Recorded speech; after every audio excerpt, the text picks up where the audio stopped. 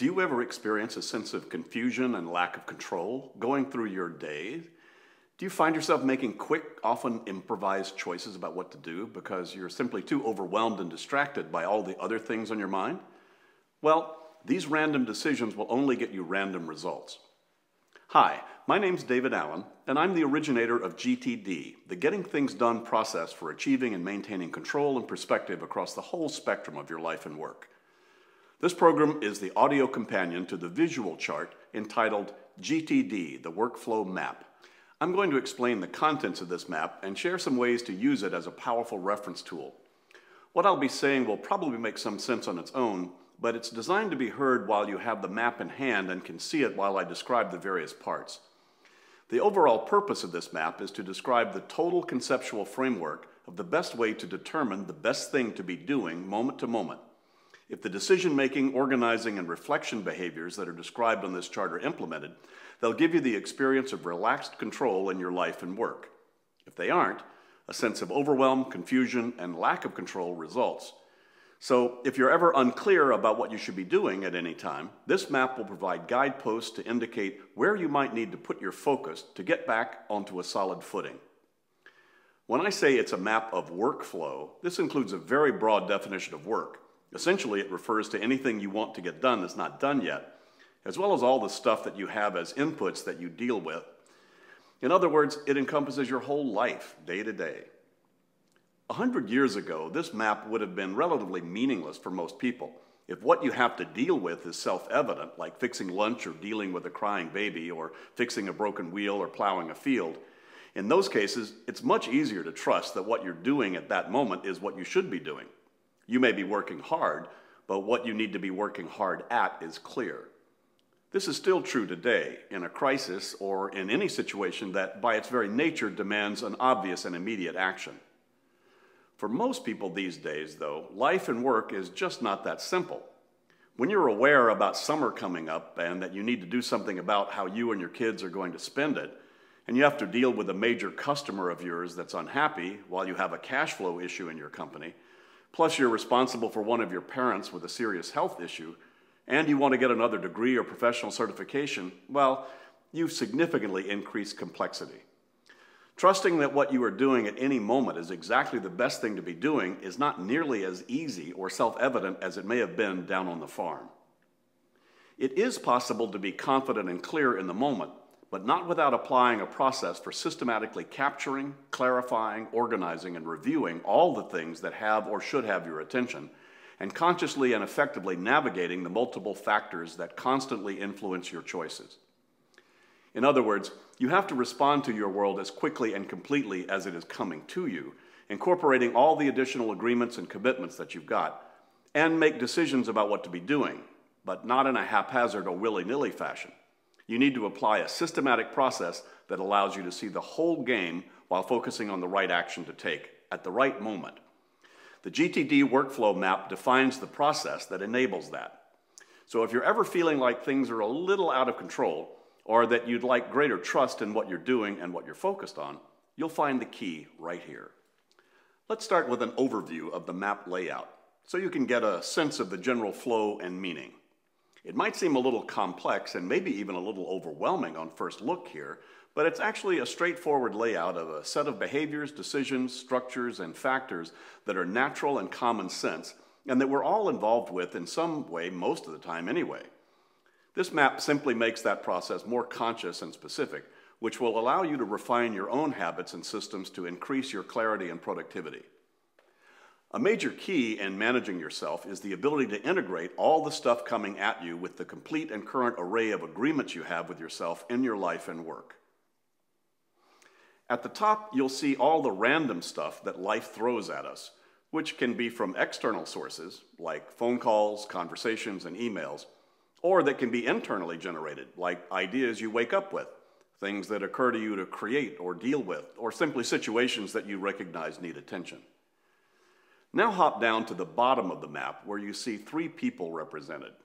The guy on the far left side is operating in a mode of hoping what he's doing is right. You'll see he's at the bottom of the landslide of random inputs tumbling down the left-hand side of the map. His actions are primarily going to be driven by the latest and loudest of those inputs. where you are pretty much in a distracted, reactive, or plain victim mentality. The person in the middle is, on the other hand, trusting that what he's doing is on the mark. He's operating in the driver's seat with confidence in his choice of where he's putting his attention at the moment. This is the place of optimal engagement with your world, with a sharp focus and access to all your intuitive resources. The whole central area of the map shows you how to transform all life's inputs into a clear, complete, and manageable inventory of your commitments at all levels, the core prerequisite for being in relaxed control. The person on the bottom right is reflecting the creative thinking and increased energy that results from that kind of positive involvement with your world, which often then creates more ideas and inputs that will flow back up and into the initial pool and stream of stuff to incorporate into your process. Now, the central content of the workflow map, which details out the thinking, organizing, and decision-making criteria, is divided into 3 general sections. The top third walks you through the collecting, clarifying, and organizing stages of what we refer to as defining your work. The middle area then describes the factors that influence the inventory of things you could be doing at any point in time. And the lower section delineates the reflective part of the equation, how you really define and review your commitments at multiple levels to foster confidence in your choice about what to do. This map is intended to give a visual and conceptual, all-inclusive overview of the thought processes of GTD. If you need or want to dive deeper into the details of this model, my first book, Getting Things Done: The Art of Stress-Free Productivity, contains a lot of information about specific tools that might be applicable, as well as a thorough explanation of how to implement and sustain this powerful methodology. If by this point you haven't yet taken the opportunity to read the text and details of the workflow map, you might want to pause this audio for a minute and at least skim through the various descriptions. In a moment, I'll be focusing on the details of the separate parts, one at a time, and expanding on what they mean and how they tie together in your real day-to-day world. Let's get into the nitty-gritty of the map. Back at the top, where you see life's random inputs, they funnel as stuff into your various collection locations. Email, meeting notes, stuff in your mailbox and in baskets, messages on your voicemail and answering machines, notes on sticky notes, receipts in your pocket, and frankly, all the things still captured only in your mind that you have attention on doing something about. Most of these are still in some unprocessed state. Most of the contents of typical to-do lists are likely in a relatively amorphous condition. Just having something like Susan's birthday on a list doesn't represent sufficient clarity about what exactly you're committing to do about it, nor what the next action is that you need to take to handle that commitment. Capturing all of that stuff and getting it into the front end of this process to deal with is really important, so that you know that nothing is leaked out anywhere. This is where using good tools for capturing things, like paper and pen, in baskets, and digital note-taking and audio recording tools come into play. If any of this stuff is left in your head or in random piles, pockets, briefcases, purses, and satchels, it remains hung up at the stuff level, which pulls on your energy and ultimately undermines your trust in your system's effectiveness. In other words, some part of you will know that you don't have it all captured and under control, which undermines your trust in your choices. Now, if you have corralled all your inputs, then you've got to bring more clarity and focus to what exactly they all mean. Right below the stuff line, you'll see a shaded blue semicircle, which is the backdrop for applying a critical thought process to what you've collected item by item to determine what your work really is about them, what outcomes you're committed to, if any, and what action steps you can take to move them toward completion. Also, you'll see what to do with things you don't have action about. If the GTD process is not familiar to you already, it would be useful to have at least a small collection of your stuff to actually work with as I explain this decision-making process. Things on a to-do list you might have right now, emails still in your in-basket area of your computer, things sitting on your desk and in your in-tray, or just things on your mind, which, by the way, you should write down so you have an anchor to remind you to deal with them sooner than later. Now you'll see the first question to apply is simply, what is it? In other words, is that email just spam or a real request from a real person? What exactly is that report in your in-basket? What is scribbled on that piece of paper in your pocket? Then immediately, the first major distinction is Is it actionable? Meaning, is this something you're committed to take action on or about? If Susan's birthday is on a to-do list, you need to decide, are you going to actually do something about it, or just give her a nice thought and let it go?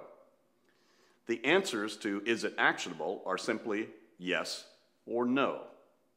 We all get lots of stuff that's not actionable, but there are still 3 distinct subcategories of those, as you see branching off the no bubble on the right. Trash is an obvious one. You don't need it anymore, or didn't need it to begin with. This is delete, trash, recycle, or shred material, junk mail, or what you thought was a good idea last night when you wrote it down, but now in the light of day realize it's worthless. Below that is incubate. No action to take on those things right now, but there might be later, when you might have more resources, time, or interest, the parking lot, if you will, of things that you might want to activate later on, or which simply can't be activated until some future date. This could be a brochure you received about some conference you might want to attend, but it's too far away in time still to be comfortable to make a commitment yet. And then the third non-action bubble represents reference, the data you want to keep which you might need to access for some reason in the future. There can often be a large amount here, from contact information from a business card to appliance instruction manuals to archives of financial reports to emails you just want to save if you think you might want to refer to later. The next row of icons represent the organizational structures into which these items go once you've decided the nature of them, and I'll reflect on those shortly. If, on the other hand, you decide something is actionable, you're now in the orange yes bubble. This is when you need to make a very important decision or two. One is, what's the very next action on this item? And if it's something you're committed to move on that will take more than one action to complete, you should also determine what that outcome is specifically, because you'll need to keep track of it until it's finished. For instance, back to our example, assuming you have a note somewhere that says Susan's birthday, if you decide there's something you want to do about that, the question is, what exactly? You might think, well, I need to call her husband to see if she's going to be in town because I might want to organize a party for her. Great.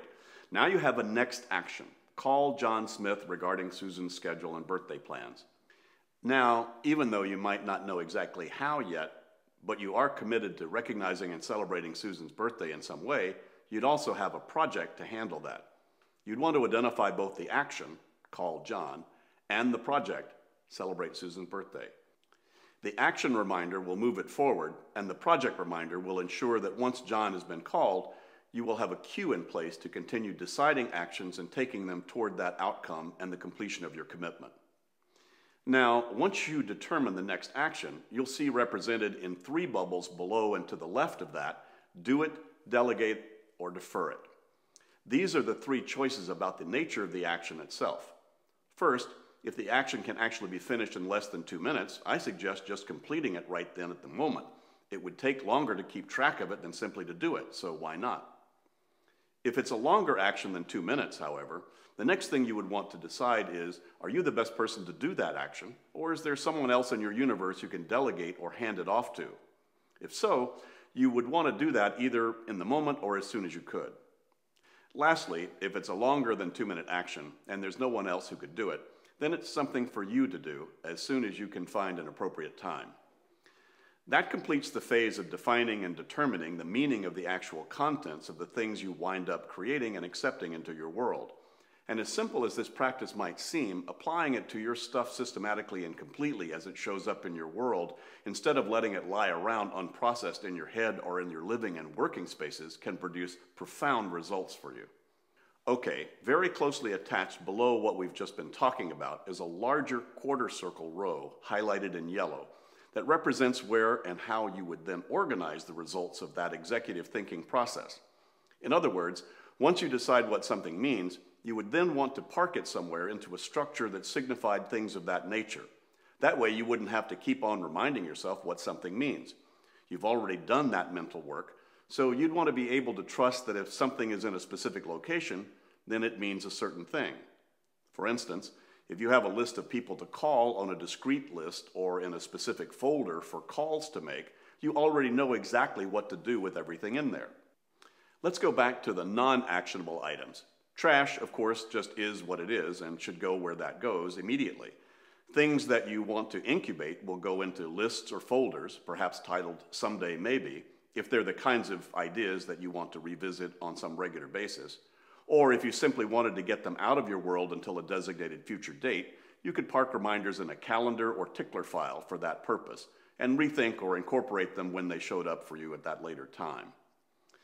Then there's reference material, which simply needs to get parked in files or notebooks, in cabinets or on shelves, or in appropriate databases or folders in your digital world. Now, look at the actionable items that you'll need to track. Let's start upper left down to the center on that arc. You'll see lightly grayed out 4 of the horizons above the orange projects bubble. This represents the fact that you have projects and actions to begin with because you have areas of accountability, like your family, your health, and the various aspects of your job. And you also might have goals and bigger visions you've committed to that cause you to have things to do and finish toward them. And you likely have overriding purposes and principles, which give you direction and reasons to be productive in the first place. If by chance you identify, clarify, or refine any of those higher level commitments as you process incoming stuff, you would want to keep track of the contents of each of those horizons somewhere that you could then refer to as needed. You'll see these horizons surrounding our hero at the bottom as the final structure within which to review your options and guide your choices. As an example, you might receive a piece of mail that advertises art classes in your community, which might inspire you to add creative expression as an area in your life you'd like to pay more attention to. That's level 2 stuff.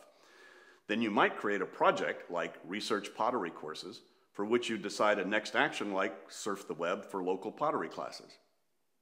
Back to our organization of predefined work, in the orange bubbles, you'll notice that the key category functionality is projects, the necessity to keep track of the more than one-step outcomes you're committed to achieve within the next few days, weeks, or months.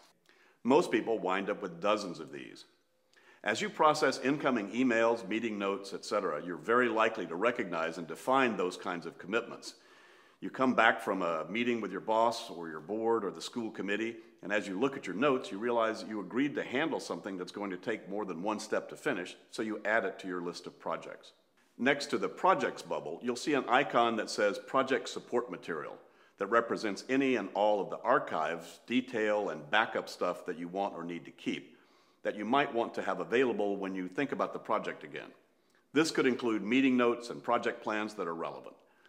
This category sits between the projects and the next actions about the projects because sometimes the project support material includes plans and details about sub-projects that need to be reviewed regularly to keep your action lists current with everything that needs to be progressing on all the moving parts of the project. This could be as simple as bullet point notes you've made on the back of a napkin, which you're keeping in a file folder, all the way up to complex organization spreadsheets or project management software. Then you'll see the 3 main categories for tracking next actions: calendar, do as soon as you can, action reminders, and the waiting for listing of things for which others have the action. These reflect the largest volume of reminders people deal with. First, where you have to be when on your calendar, and what things you have to do on specific days and at specific times. Then lists of all the other things that you need to do between the lines of committed appointments. And lastly, reminders of all the actions and outcomes that you're waiting for other people to complete. This quarter circle line of icons, highlighted in yellow, spanning from the projects on the left around through Someday Maybes on the right, reflect the categories and contents of the majority of that with which you would typically populate planners, digital tools, task and list management software, and so forth. If all the random inputs in your life have been captured and then processed through the drill of defining your work, described in the section above this, you'll now have a complete inventory of all the options of what you might ought to be doing right now. Which then brings us to the next section of the workflow map, which delineates the criteria you'll have to use to filter those options, in terms of which ones are really possible for you to do right now, plus the additional ingredients of unexpected input you'll have to evaluate, and the real action of actually defining your work, as covered in this map. In other words, deciding to take the time to process your email, your voicemail, or the stuff in your physical in-basket. Take a look at the limiting criteria section. You'll see that of all the actions you have to do, there's a set of 3 filters that progressively limit your options at any point in time. The first is context. What can you possibly do where you are physically? If you are in your car, you can't possibly do actions that require you to be in your office or at home. About the only choices would be errands you need to run while you're out and about, or phone calls that you could make from your hands-free phone. If your internet connection is down, you can't take actions that require surfing the web. There's never a time when you could possibly do every action you've determined that you need to take. That's why, by the way, the GTD approach recommends organizing your deferred actions by those contexts. It becomes easier to scan and recognize your options at any point in time. The second filter to apply is how much time you actually have until you have to do something else. You may have some important actions to take, but they require a bigger block of uninterrupted time than you actually have at the moment. For instance, if you realize someone's likely to show up for a meeting with you within the next 10 minutes, trying to start a spreadsheet analysis of expenditures on a big project might not be the best action to pick. You'd be further ahead doing something that you could finish in a few minutes, or that wouldn't require an extended time frame to work on effectively. Lastly, resources. You're likely to be further limited in your action options by less than optimal energy available to give to it, even if you have plenty of time and you're in a context to take the action. If your brain and body simply aren't up to the task, that thing to do is really not in play. If you've been in 6 intense meetings all day and your brain is exhausted, even if you have a half hour left before you leave work, you probably wouldn't want to consider making a call to some key person about some new major proposal. You'd need to save that for a time and place when you're in a more clear and refreshed state of mind. So even though you might have 175 next actions you need to take, that's a typical number for most professionals, by the way, you may only have 4 or 12 or 20 that you could possibly do, given these limitations of context, time, and energy. That leads to the next section, the threefold nature of work. You'll notice that the possible actions from your predefined work land in the center, flanked by 2 other significant categories of things you could do. On the left, in green, unplanned work is the batch of stuff that spontaneously emerges as you go through life that are simply unexpected or at least unplanned for in a nice, neat package. You see that this is the never-ending cascade of stuff that has bypassed your personal intake process and just happens. Your boss walks in and dumps a new situation on your lap. Your babysitter just calls and says she's sick. Your computer crashes. Or you have maintenance stuff show up, like taking a few minutes to chat with a staff person. Or you suddenly feel like going to get a cup of coffee. I've pointed out already what happens when you allow your whole life to be dealt with in that fashion, with our hapless guy at the bottom left who's simply at the mercy of that storm of the unexpected. There's, of course, a much more optimal way to engage with your world than that, as I've been describing. But no matter how good you may get at capturing, clarifying, and organizing your inputs, you're still going to get the random stuff inserting itself into your world. Whether you relate to the unplanned events as additional overwhelm, or simply another option and opportunity, will, to a large extent, be determined by how complete your inventory of defined work is, as well as how good you are at trusting your ability to capture and keep track of the new thing. Your boss may surprise you with something that she wants this afternoon, and you know you're buried with other things she's asked you to do as soon as possible. But if none of that is real clear or easily accessible for review and renegotiation with her, that interruption is likely to be frustrating and stressful. If you are clear exactly what your inventory of her request is and the actions you need to take on them, you'll feel more comfortable about what you're not doing and a lot more confident about having a conversation with her about priorities. Which then ties to the third category of your work on the right in blue, which is the action of actually defining work. If you want to deal with surprises and interruptions the best, you need to have as small a backlog as possible of undefined projects and actions. In other words, the closer you are to zero stuff with an empty in-basket, voicemail, and email, the better you can navigate the adhocracy of work and life. But managing your workflow requires action different than dealing with random inputs or doing actions that are on your list. It's actually doing the workflow processing described at the top of this map to stay current, which typically takes up to an hour or more of your time per day. The more unknown commitments still lurking in email, voicemail, and your paper-based mail and notes, the less you can respond objectively to the whole mix of your work. In other words, You will consistently be dancing between doing things on your action list and calendar, responding to the unexpected inputs and maintenance activities that aren't on those lists, and keeping your inventory of actions as current as possible by processing your voicemail, email, and in-baskets. At the bottom of the workflow map sits a description of the ultimate criteria that you will be bringing to bear on making a trusted choice about what to do at any point in time. The horizons of focus represent the 6 levels at which you potentially have agreements with yourself and which you will implicitly or explicitly be using to evaluate your priorities. Each has its own unique content in your game. At the uppermost, level 5, is purpose, which is the level defined by answering the question, why? What's the ultimate reason or intention? If you know your life's purpose, or the purpose of an enterprise, that will certainly give you the measure by which to make a choice. If I could do either A or B, which will most fulfill my purpose? Now, knowing your life's purpose can give you a deep sense of stability, but it might not be discreet enough to help you decide whether you should answer the phone or let your voicemail pick it up. You'll see that the subsequent horizons translate and express your commitments into increasingly more operational terms. At level 4 is vision, the details of what something will be like in the long term if it is manifesting success. 3 to 5 year goals, for instance, or images of your ultimately desired lifestyle or career. Now, even if that level is clear, it may not be sufficient to help you decide how much time and effort to give to your colleague who wants to get your advice right now about something. It may be more useful to drop down another level to level 3, which is the horizon of medium-level goals and objectives. In order to be moving toward your vision, you will likely have, or need to have, some shorter-term things to accomplish to get you there. This often takes the form of plans and targets for the next, say, 1 to 2 years. Having your personal goals for the next year in mind may give you a greater sense of direction about how to spend your afternoon. But given all the possibilities, you'll probably also need to take into consideration the various accountabilities you have to maintain, important components of your life and work, level 2.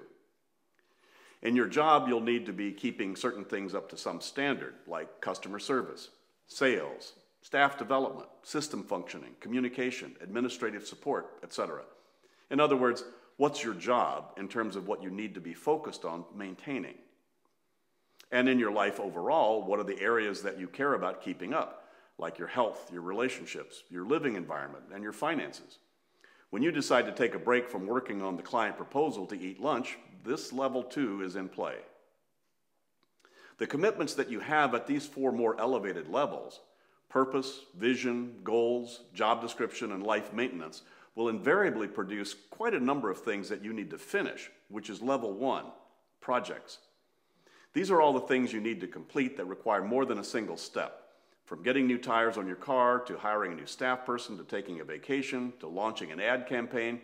You could easily have between 30 and 100 projects, and having that list in front of you will make it much easier to determine whether you should make a call to a colleague or draft a response to a big customer.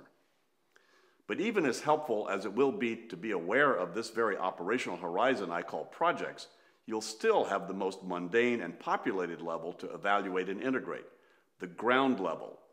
This holds all the physical next actions that you must take to make progress on, complete, or simply maintain what's going on at all the other altitudes.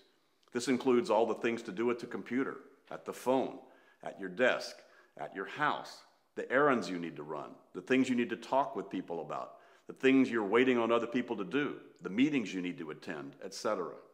The inventory of specific actions in your predefined work could easily be more than 150 discrete things to be aware of, to which you also add all the potential but unplanned actions you encounter as you go through your day.